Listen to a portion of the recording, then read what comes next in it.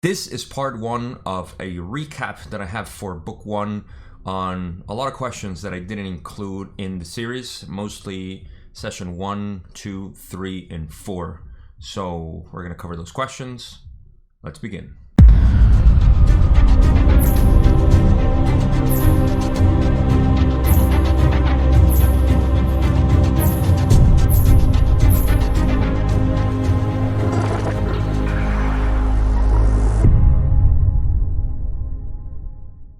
When I initially started this series on the Law of One, I didn't think I was going to cover the whole material, or at least not the vast majority that makes sense for the content that makes up the narrative that Don wanted to make in the books.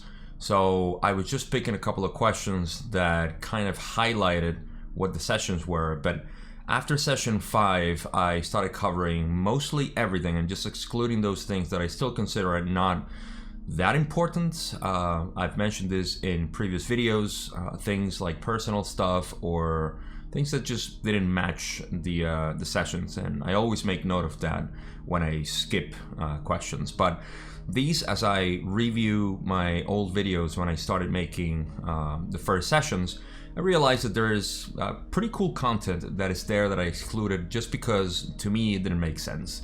And interestingly, Don wanted to exclude certain stuff, which is all in different versions of the Law of One, to make his books. So I'm kind of doing that honor again and just adding those questions that I didn't put in. So we're going to start actually with session 1.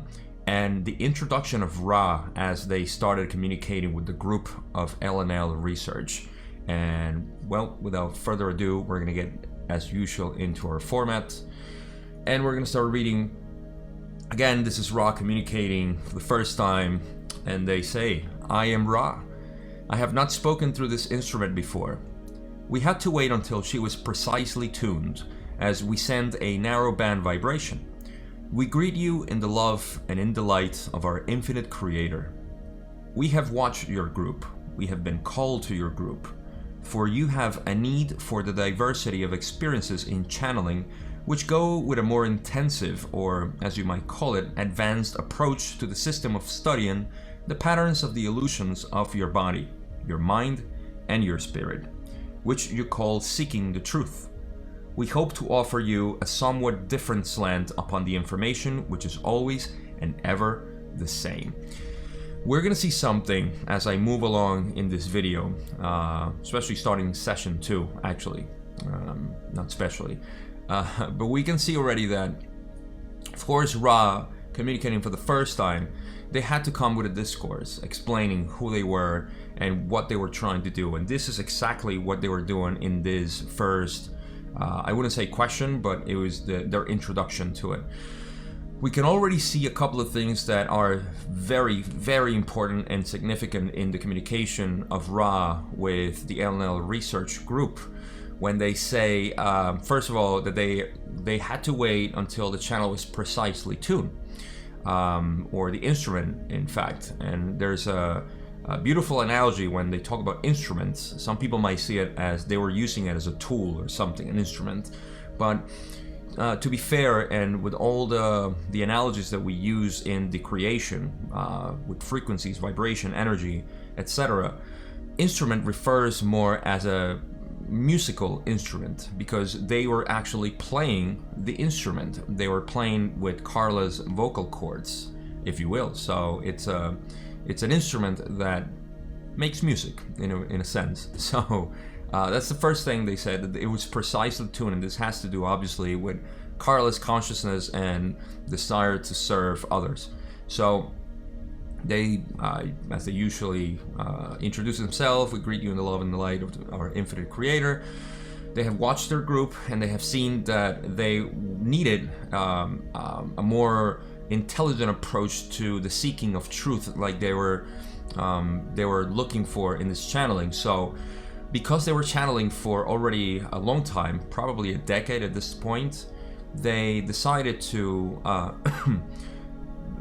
give this information in a different way than the other Confederation entities had. And this is what's characteristic of the raw material. They also say that they mentioned the illusions, or as a part of the illusion, they said the advanced approach to the system of studying the patterns of the illusions of our body, mind, and spirit, which we call seeking the truth. These are patterns of the illusion that we live in, and there's a specific density that at this point we already know. At least we have a good idea of what they're referring when they talk about this illusion as it is. So the last piece of information that I think it's important to highlight here is that they say that we hope to offer you a somewhat different slant upon the information, which is always and ever the same, because the information that they're giving us is not something new. It's just that it's transmitted in a different way. You can liken this to how we always say that sacred texts, spiritual beliefs, prophets, messiahs, whichever, they all through history try to communicate the same philosophy. Ra were doing the same thing.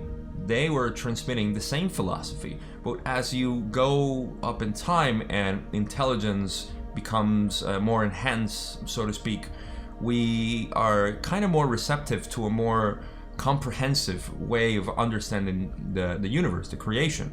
So they are offering this law of one material in a way that we can understand it to the fullest of our capacity. And even in 1981, it was only a few people who could understand this material.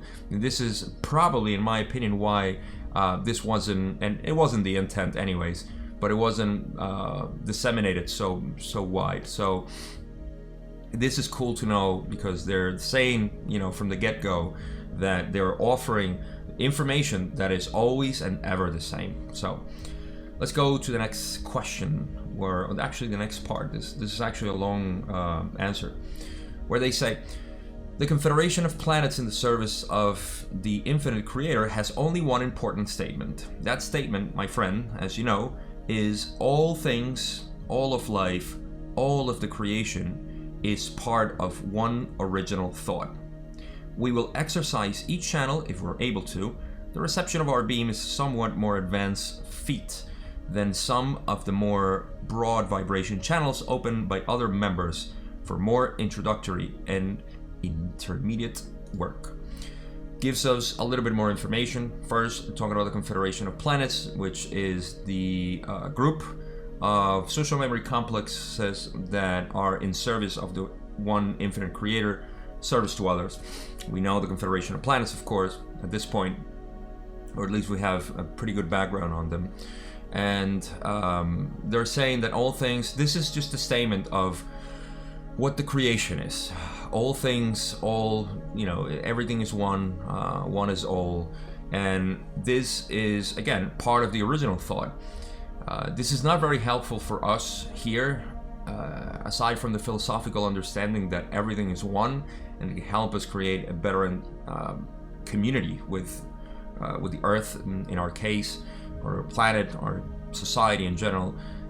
So it's kind of like a trademark for them, obviously, to talk about this stuff, because it's where they're coming from, and they definitely denote it on the first way they communicated. So they also say that they're going to try and exercise each channel, and I included all this stuff just to read it, so you get the idea or the environment that it was going on their first attempt to communicate through the LNL research group.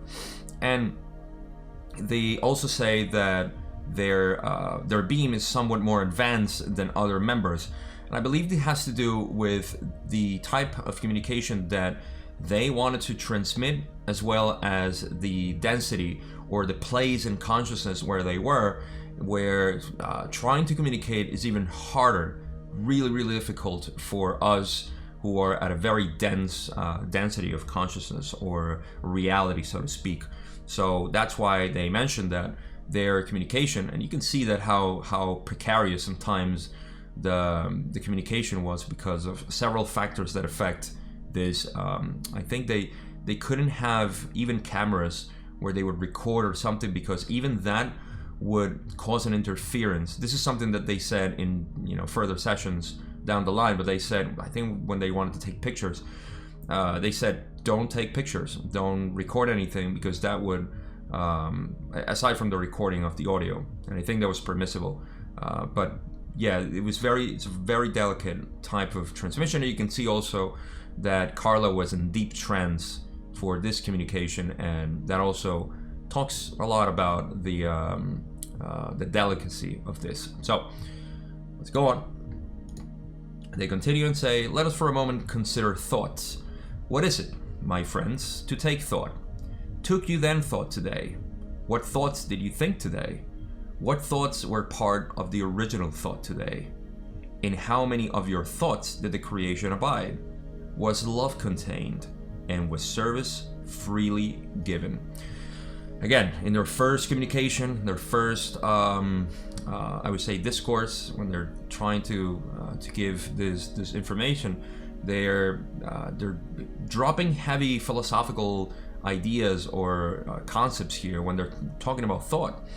Now, thought, we know that is the essence of this reality, of everything. In fact, thought is what really makes us humans, if you think about it. Think about it. We are a manifestation of thoughts. We are a manifestation of the mind.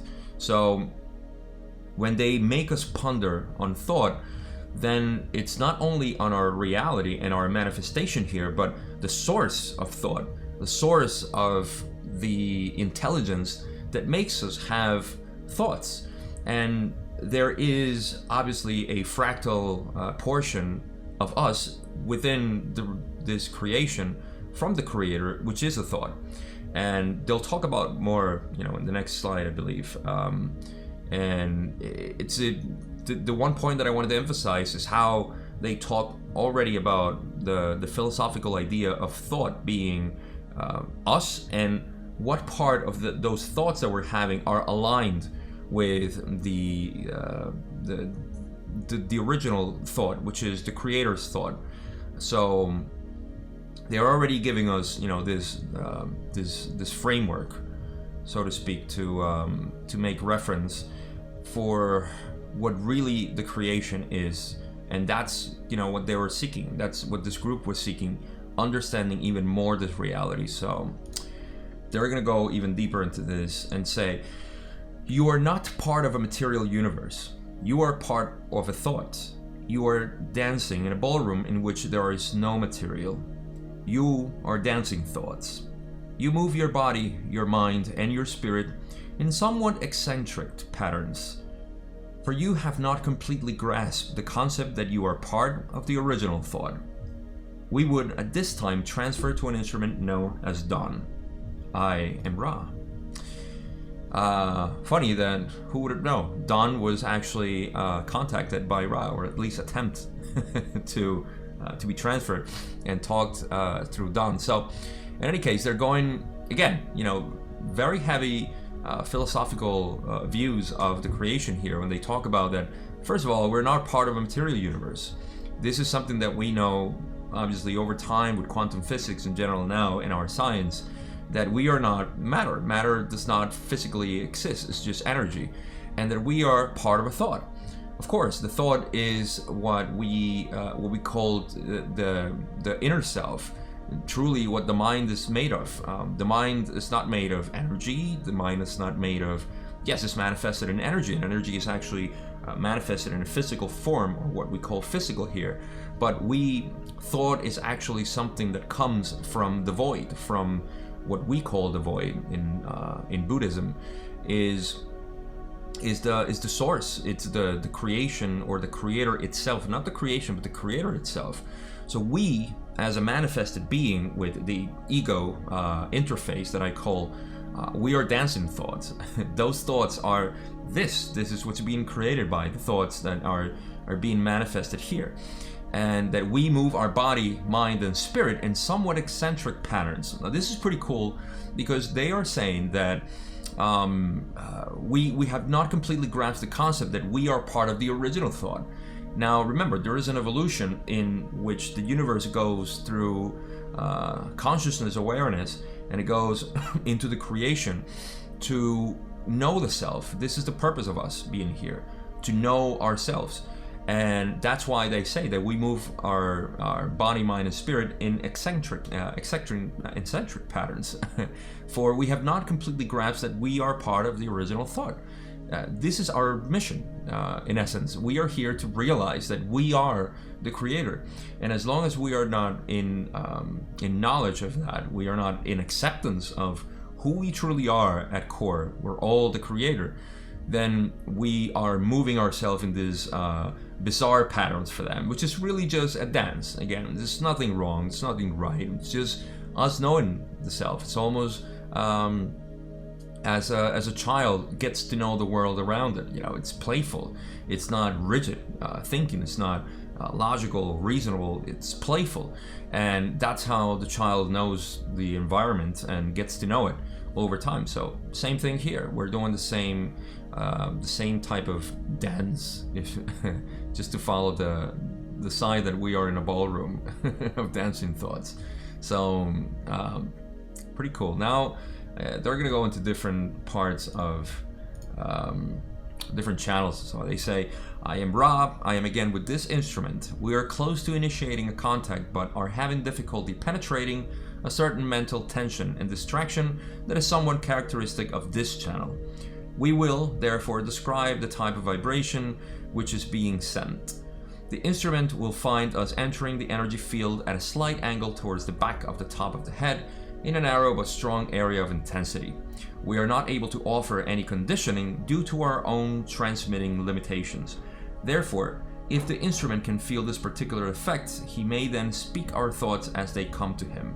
We will again attempt this contact. I am Ra. So this is just part that I included because it's part of everything, but they're trying to exercise their transmission through different channels, and because they're having issues with the mental tension and distraction that is characteristic of this type of channeling, they're having issues. So they kind of describe the way that it's felt, and for the instrument or channel to realize that if the thoughts that are coming, how they feel is basically what they're trying to transmit. And they'll continue and say, this instrument is resisting our contact. However, we assure her that we are satisfied that contact with the one known as Don is not at this time preferable to that instrument. We will therefore move on to the one known as Leonard. Again, we caution the instrument that it is a narrow band communication which is felt as a vibration entering the aura. We will now transfer this contact. I am Ra. So again, this is them saying, well, we just tried Don, but it's not preferable. So we're going to move to someone called Leonard. And again, they caution the instrument that this is a very narrow band vibration communication, which is felt entering the aura.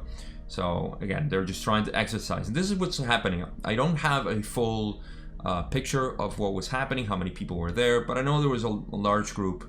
And I think this was the first and last session where there were other people present in the channeling of Ra.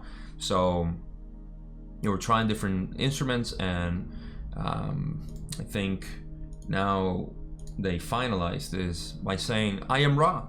We greet you once more in the love and the light of our infinite creator. We ask that you be patient with us, for we are a difficult channel to receive. However, we may perhaps add some dimensions to your understanding. At this time, we would be glad to attempt to speak to any subject or question which those entities in the room may have potential use in the requesting. So again, this is just filling for the question or the first communication of Ra that I just wanted to put in there. They salute them, everybody again, and they say, okay, at this point we're able to answer some questions, which is the usual format that every other Confederation entity would do. And we're going to get into question 2 shortly. So you're going to see something that shifts in session 2 at the beginning, and that would be, say, the setup of the whole channeling. So that's it. I think we're good for 1.5 at this point, which is the next question that I didn't cover in session 1. And Don is asking, or the questionnaire, I'm not sure if it was Don, but say, could you give me a little more detail about your role with the Egyptians? So Ra says, the identity of the vibration Ra is our identity. We as a group, or what you would call a social memory complex, made contact with a race of your planetary kind, which you call Egyptians. Others from our density made contact at the same time in South America, in the so-called lost cities, where their attempts to contribute to the law of one. We are going to encounter, of course, information that we have covered already in past videos, so if you're interested, you can go back and read the title. If it's like South America, I know we covered in, I believe it was session 20-something, so go around that.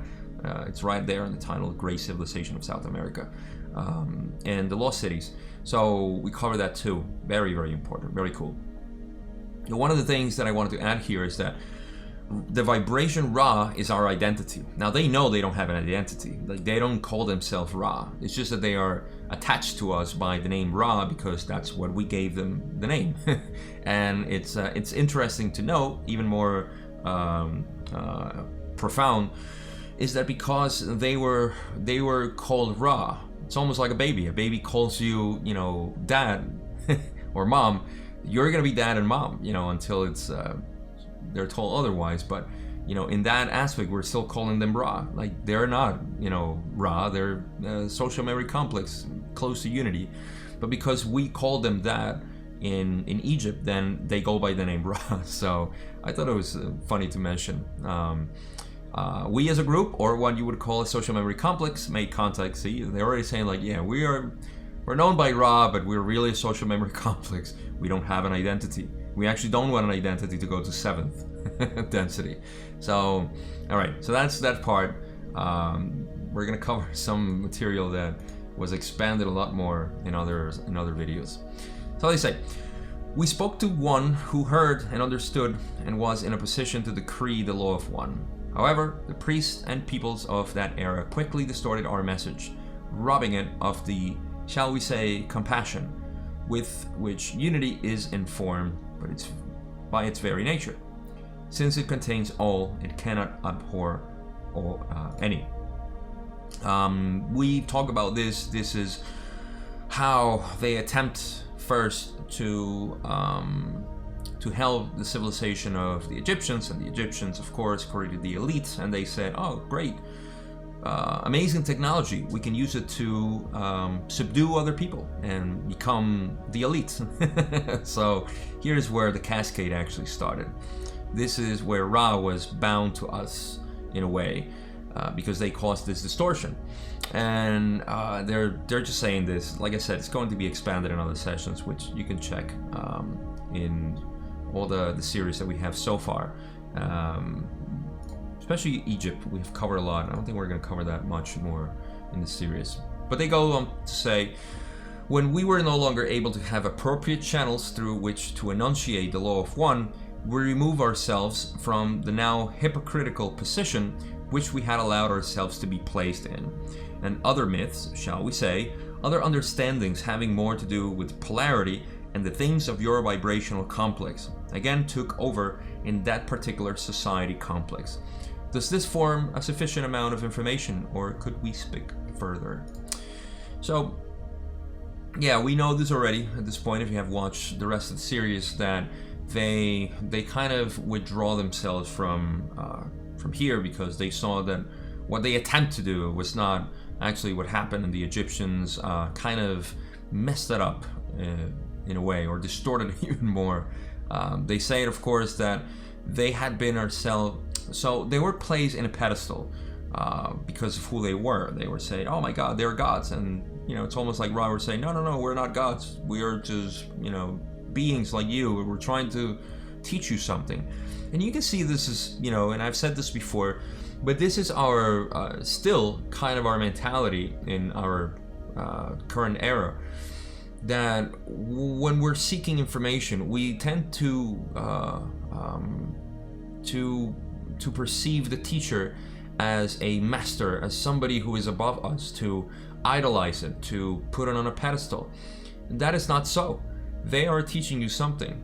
They are giving you information, which for you is only as relevant as is important to be. And of course, if you, we kind of confuse also, which is human nature, being grateful for the information that is given, but not to the point to idolize things. And that's why they say the hypocritical position which they had allowed themselves to be placed in. Now, when they talk about other myths and understandings having to do with polarity and the things of your vibrational complex, again, took over in that particular society complex. Yes, Egyptians started distorting the understandings into our own polarity, the way we see things from our perspective, and polarity perceived as positive and negative, and they were distorted that way. So all the subsequent behaviors that came out and belief systems, they were part of this one distortion that they caused. So in essence, they feel responsible for everything that happened in Egypt because they gave them that information and the technology of the pyramids, which is something that we're going to get into furthermore in other videos. But we have discussed some of the pyramids already, and we're going to talk about healing too, which has to do with the pyramids. But those are the things that they also distorted. So, all right, I think this is the next question that we have, 1.7, which was actually lost because the questionnaire was not close, and Ra simply responds to whatever the question was, which we can extrapolate a little bit. Consider, if you will, that the universe is infinite. This has yet to be proven or disproven, but we can assure you that there is no end to yourselves, your understanding, what you would call your journey of seeking, or your perceptions of the creation. I suppose the question here had to do with our beingness. As I read it more, because I don't remember it exactly, we're going to get more about what the question was. But in any case, what's important is the information that they're giving. When they talk about the infinity of the universe, maybe it has to do with the creation and how the universe is. I don't know. We're going to get into that once I read the rest, because I just completely forgot what it was. But they're talking about the universe being infinite, right? And one of the things is they say, this has yet to be proven or disproven. I don't think they're talking about their own understanding of if the universe is infinite or not. They may be, but it sounds more like they just don't want to say, oh yes, the universe is infinite, or it's not, because they know that we were struggling at that time with knowing if the universe was infinite or not, if it was expanding or contracting, or if it was going to, heat death, and all this stuff was not really solidified at that point.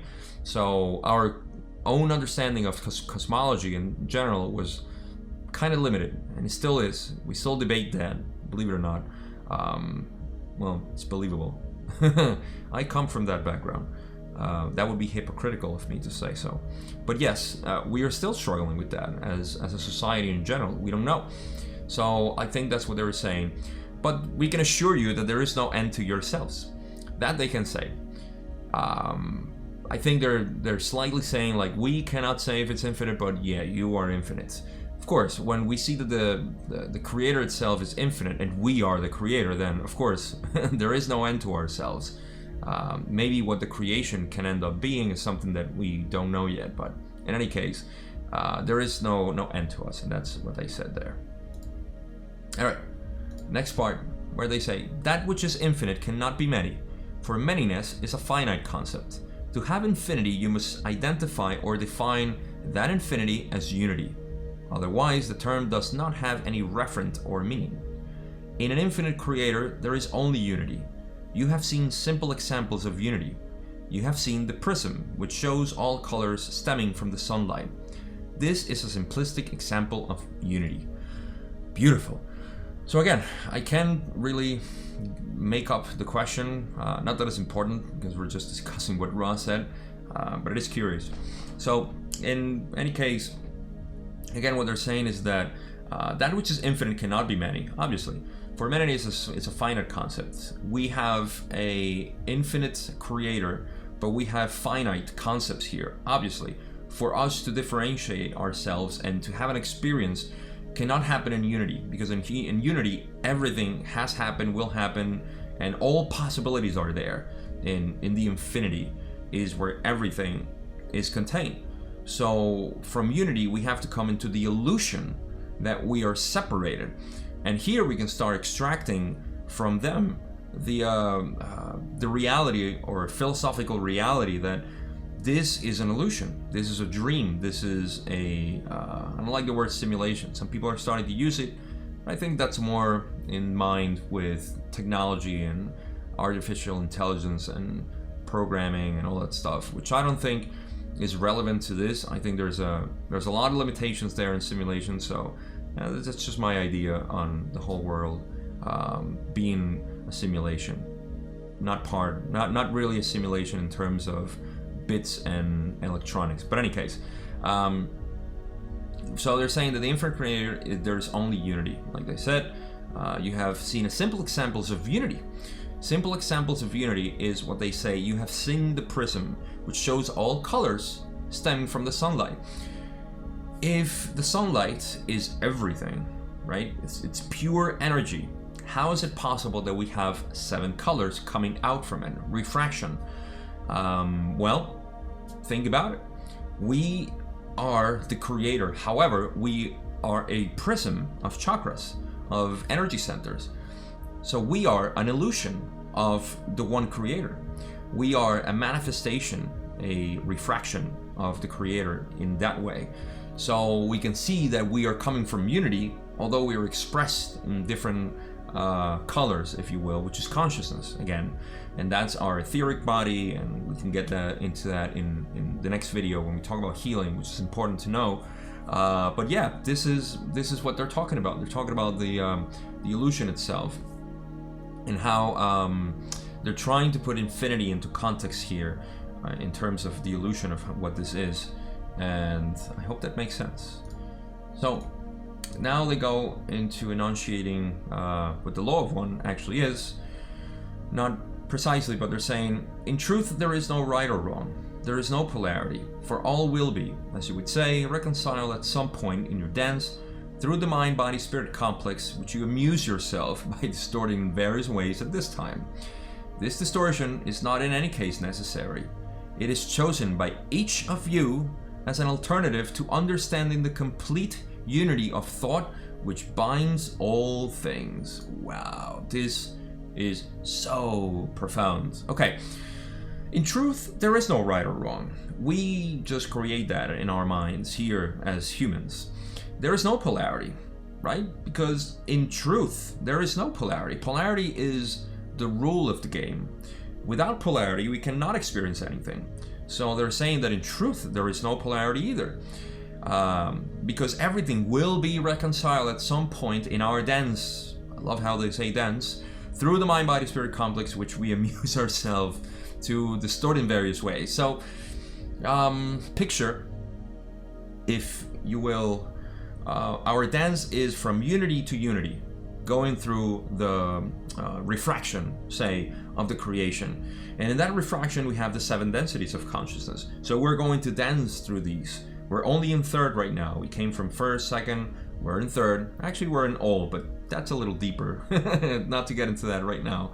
But the point is that we're going through that, and at the end, like they say, everything will be reconciled in unity. Everything will be reconciled at the end. So we come from unity to the refraction, going through all of our experiences in the illusion of creation, and then going back to the creator to feed the thoughts, to feed the experiences to ourselves. Remember, I don't want to sound like we have an external creator. It's ourselves. We're doing this for ourselves. We go into our final destination, which is 7th density, to the next octave of understanding, of knowledge. And that's all what the creation is. It's just a beautiful dance that we go through experiences, and we go back to that. So this distortions, and I like how they say that we're amusing ourselves, because that's really what it is. It's a play. This is a game. We forget about it because we're too serious about life, especially in this society. So serious about ourselves too. We take ourselves too serious. This is a game. This is an illusion in which we're coming here to play. So they say that we amuse ourselves, distorting in various. They mean it in the very strict sense of amusing. We are amusing ourselves. And what does a child do? A child is just having fun with the things that are happening around them. It's just interesting. You know, it's experiencing things. It wants to try everything. So if you have a child, you know what I'm talking about. They just cannot be stopped at a certain point because they see the world as a playful environment, as a playground. So they're reminding us of that. And this distortion is not in any case necessary. Of course, it's not necessary to be here, but we choose because this is such a fun place to be. We within the veil, which is a concept that we still have to elaborate in the future. Within the veil, we forget everything and we think we are separate. And at this point, we believe ourselves so separate from everything that we have created this funny society, this interesting society, and cultural behaviors. So this is all amusing in the end, because once we die, and not even die, and once you get into the real sense of feeling this creation, you know that this is all, it's illusory. So I love how they're putting all of this stuff, and this is just from the first session. This is all information that is there, compact. I feel sometimes that they didn't know if this was going to go into very detailed sessions like they did, so they just downloaded all this information on them, and I don't know, to me this is amusing as well. All right, we still have so much to cover. It's gonna be a long video. So Ra continues, or ends this question, which we still don't know what they asked. They said, you are not speaking of similar or somewhat like entities or things. You are everything, every being, every emotion, every event, every situation. You are unity. You are infinity. You are love light, light love. You are. This is the law of one. May we enunciate this law in more detail? Yes, please. We would love that. So, once again, what they're saying is Tibetan Buddhism, when they know that we are everything, when you realize through the understanding of who you truly are, not so much the concepts that come out of the philosophy of Buddhism, but just the acceptance of self, the knowing of the self, is where you see that what they're saying here is the same thing. You are not speaking of similar or somewhat like entities or things. We are not similar.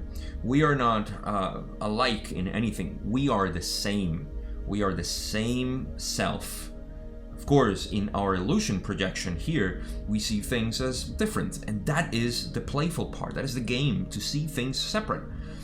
Every piece that exists in this creation, this little pyramid, this coconut ring, everything is just made of the same, not the same matter, of course. We're talking about the same consciousness, the same force, the Tao that is explained in Chinese Taoism.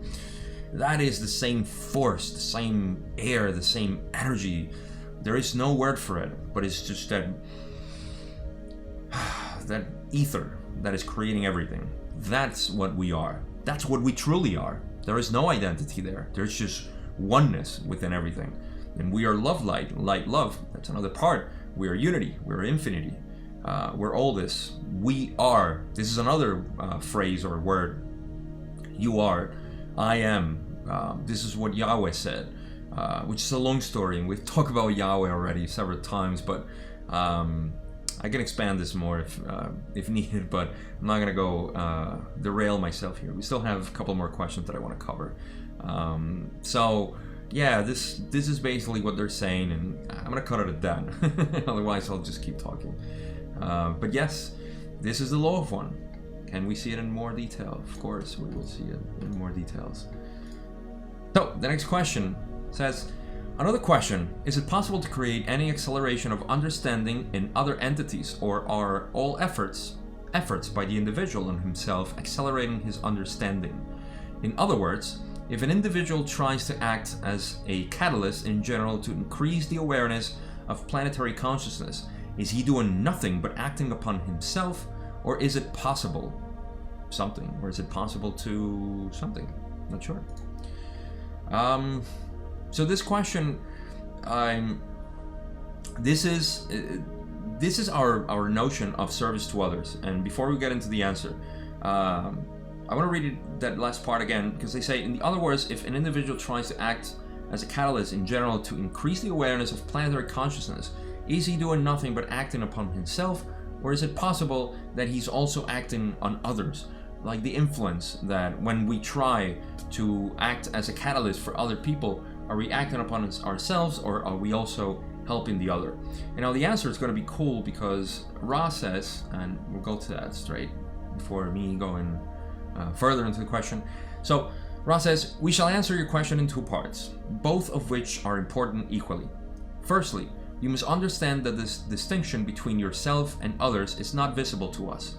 We do not consider that a separation exists between the consciousness raising efforts of the distortions which you project as a personality and the distortion which you project as an other personality.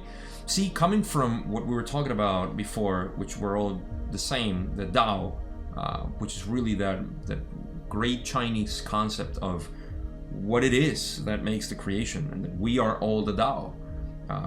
Everything is the Tao. They're saying that there is no separation from how they see things. They just see one thing, one organism coming out. So a personality, as we see it, they cannot see it. That's an illusory concept for us. And of course, the distortion of another personality, they don't see that, because there is no separating the conscious raising efforts. If they say this all the time, if it helps one, it helps all. And this is one concept that I hammer a lot when I talk about the awakening that we're having right now, the raise in consciousness. You don't raise the consciousness on other people, you raise it on yourself. You may see that as an illusion from your own actions, when you speak, when you express yourself, when you share your things.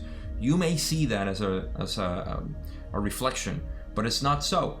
What is happening is that by you raising your consciousness, by you expanding your consciousness, because we share the same consciousness, everything expands. And so others are benefited by that. And I always say that especially the people that are so encapsulated in the idea that we need to raise the consciousness of the planet. Well, raise your own consciousness. That's all that's needed. Nothing else. What you can do is share what you do. Share who you are without limitations. Just being yourself. Just be yourself. And you will see that naturally, without any effort, which is another thing that the Chinese call Wu Wei, no effort. Don't try to do anything. Just be. Just do it. Right. You want to do something? Just do it. Just think about it. Do it. Just be. So in the same way, they're saying that, there's just one consciousness, and by you raising it, that's it. Let's go to the next part before I keep going. This is exciting for me. All right. So Ra says, thus to learn is the same as to teach, unless you are not teaching what you are learning. In which case you have done they little or no good. This understanding should be pondered by your mind-body-spirit complex, as it is a distortion which plays a part in your experiences at this nexus. Boom. Again, this is what I'm saying. To learn is the same as to teach. You cannot learn if you're not teaching, or you cannot teach if you're not learning. Learn teaching, teach learning. Love light, light love. The same thing.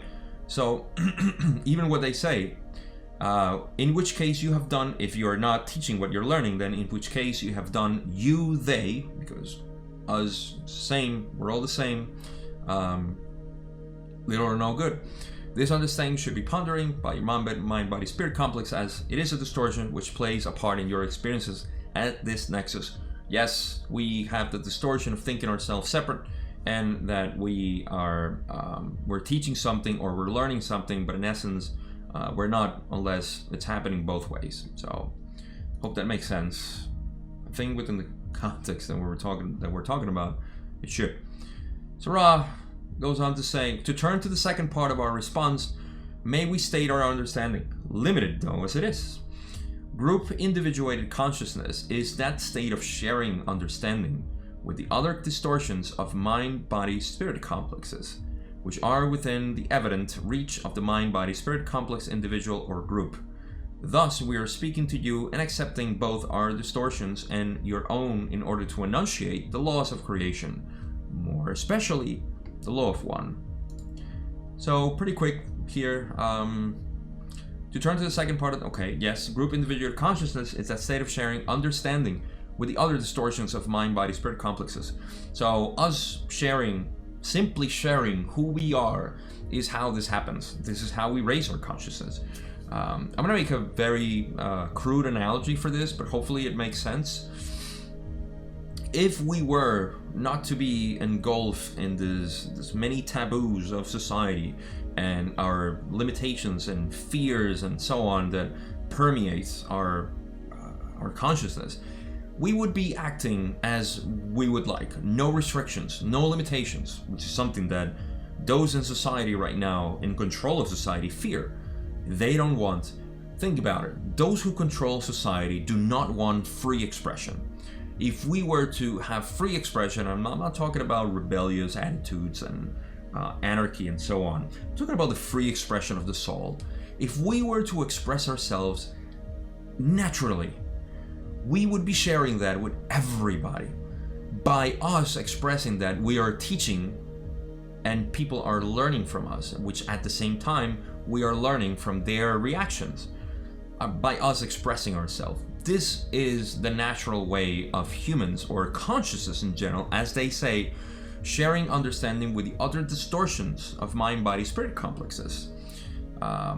So those things, group individuated consciousness, right, is that of sharing. So group individuated consciousness, those little individuated parts of consciousness are communicating to each other and are knowing themselves more and more.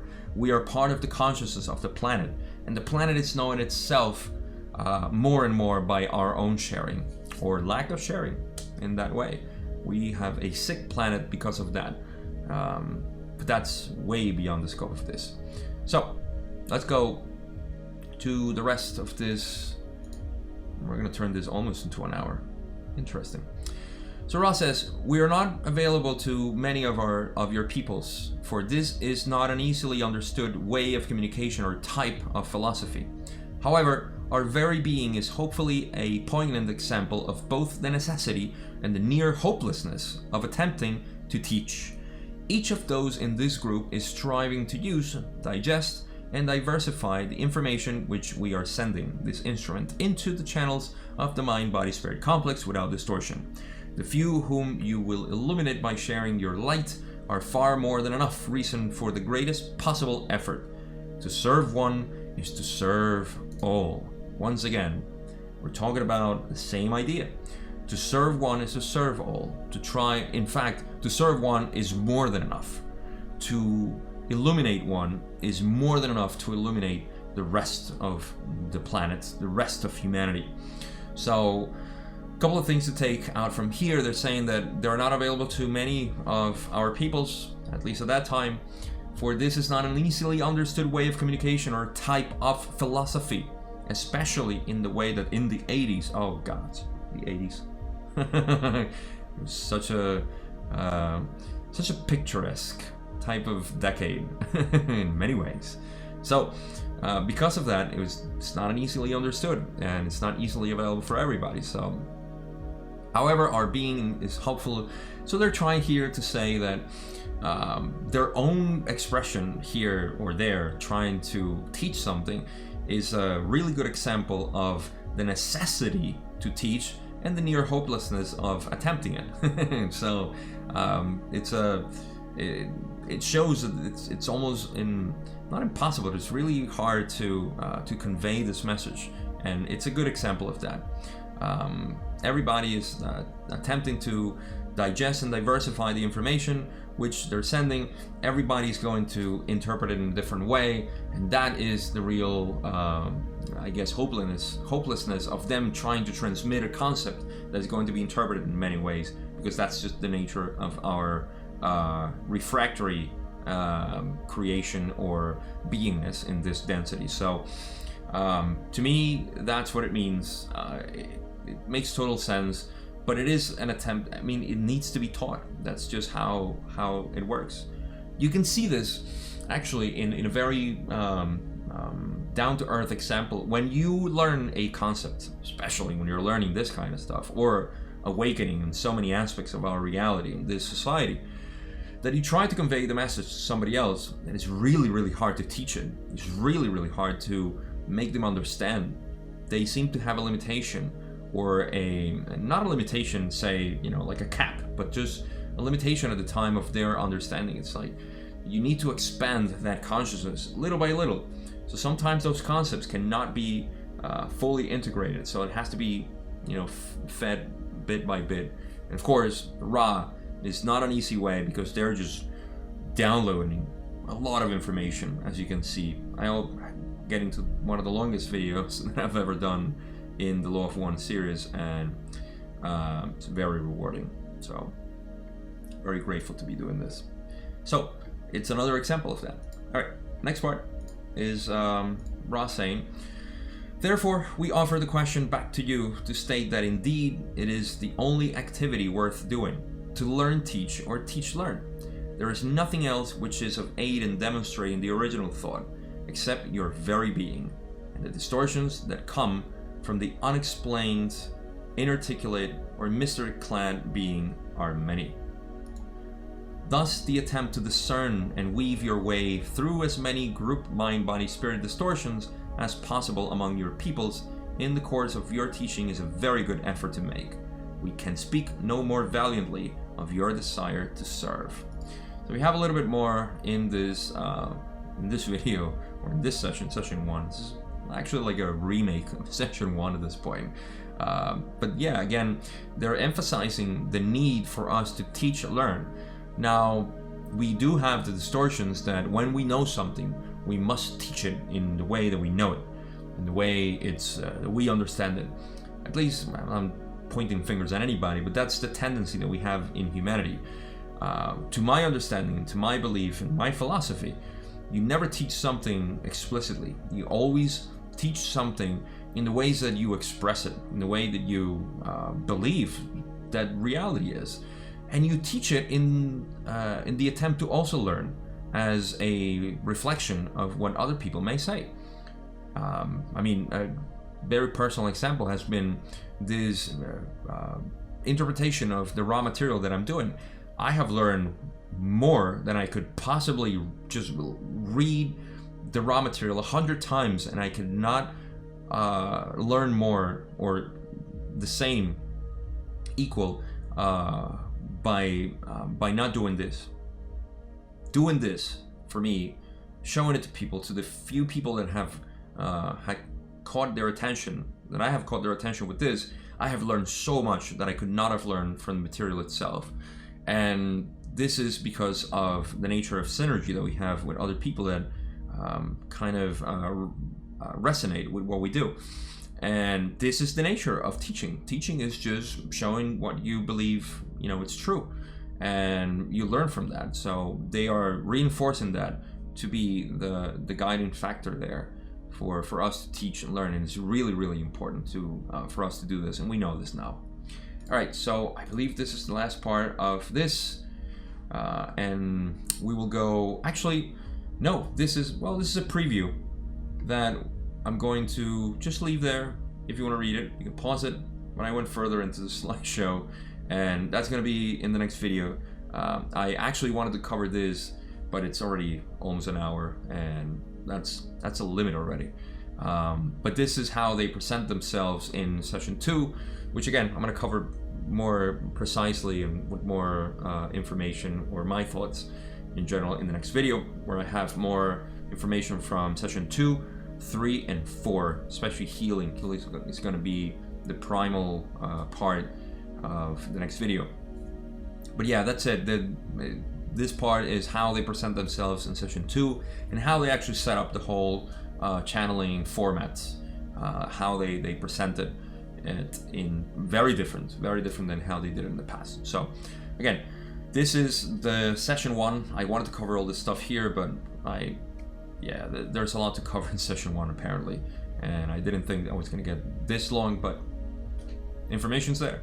So that's it. In the next video, I'm going to cover, like I said, the rest of the questions that I didn't cover in my previous videos at the beginning when I started to make this series, that I never thought it was going to be, up to this point the way I'm doing it, but I'm really glad to be doing it.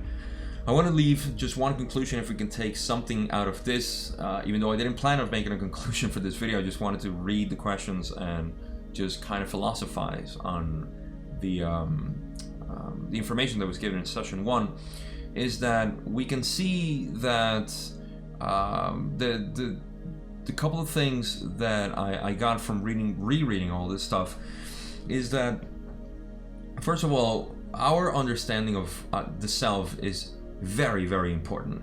I've been seeing a lot in the community, the spiritual community, that there is I'm not going to say it's right or wrong, but there is an emphasis to learn so much about the spiritual aspects and the etheric aspects of the energy bodies and the negative beings and the polarities and all this stuff without understanding the self. Not that I would claim that I know myself yet, but the studying of the self as they introduce themselves here. If you see the raw material, they're trying to emphasize a lot, because this is the law of one. The law of one is knowing who you are. By knowing who you are, you can see the creation. If you don't know who you are, then the creation keeps coming at you as a separate part of you. So in unity, by you knowing your source, you can begin to see and explore everything else with a different angle. And this is where I see that a lot of people in the spiritual communities have been entertaining themselves. I'm not going to say it's wrong. I mean, like we said, we're dancing thoughts here. This is amusing in a way how it's happening. I am an amusing individual here trying to make sense of a dense information. I'm just having fun with it. But I believe when I say this is with a reason. I see a lot of conflict, internal conflict and external conflict too, which is absurd in the spiritual community. But there is conflict nonetheless, because we are not seeking the self. And once we seek the self and we know it, then we can start seeing everything from a much more harmonious place, which is not in conflict with anything else. Negative beings. It's another fear that's been imposed on us. The negative beings and all the Draco reptilians and so on. We talk about this stuff here because they're asked. The questions are asked about negative beings, and Ra would say, yeah, sure, you want to know that? Here you go. That's what you want to know. In the same way, we don't need Ra to tell us anything. It's how we seek information. And that information is there for us. But how that relates to our harmonious being is how we should see it. So it's very different to tell a child, demons exist, as opposed to telling the child, listen, there is you, learn to know you, who is everything. You are the demons. How about that? When you think about demons, realize that it's you. You are creating them from the very own core of your nature. It's a very different thing. You're not denying the demons, you're not denying the negative beings, but you are allowing yourself to see that you are creating them, that you are perpetuating them with your behaviors and attitudes, and it makes you explore even yourself even more. So if anything we can do in this third density is knowing the self, and knowing the self fully is what I would emphasize as the prime teachings or learnings from this one session that I cover right now. And the rest, just be playful, enjoy life, enjoy things, and enjoy everything else that comes your way because you planned it. All right, that's it. That's all I got, I think. I would cover more in session 2, but it's not going to be as much philosophical as it was this one. As you can see, I love philosophizing about anything that comes in ways that we can expand more. So that's it. We're going to leave it at this session. It's not sessions. Well, yeah, session 2, 3, and 4 will be covered in the questions that I didn't cover in the next video, which again is going to be a lot about healing. Thank you so much. If you watched this almost full hour, I am really appreciative of your time, and I do this with all my love and appreciation for this beautiful material and the people like you who are watching it. So I'll see you in the next video.